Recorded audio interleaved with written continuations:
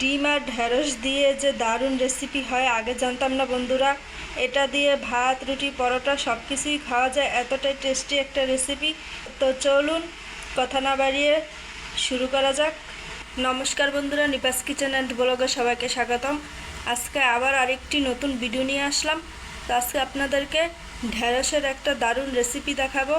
ঢেঁড়সের রেসিপিতে এখানে একটি ডিম নিয়েছি।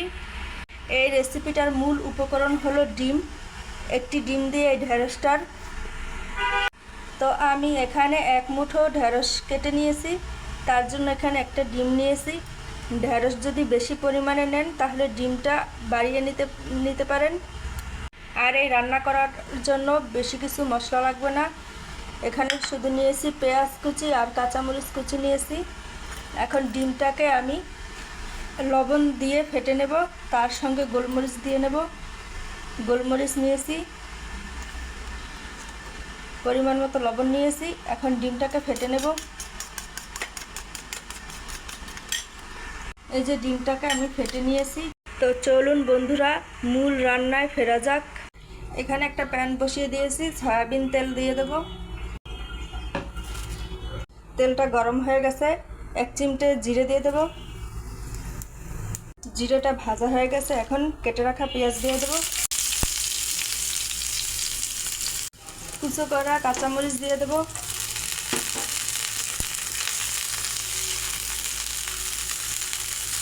পেঁয়াজটা আধ ভাজা হয়ে গেছে, অল্প একটু হলুদ গুঁড়ো দিয়ে দেব।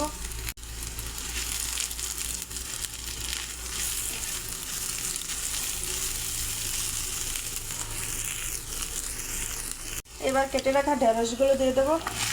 ঢেঁড়সটা আমি 5 মিনিট ভেজে নেব।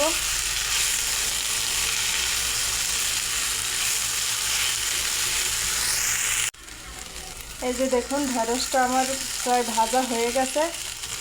এবার সব ঢেঁড়সগুলো মাঝখানে নিয়ে আসবো, এভাবে বিছিয়ে দেব।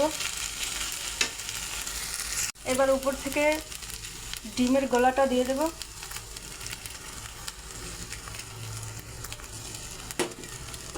ঢেঁড়সের সঙ্গে মিশিয়ে নেব।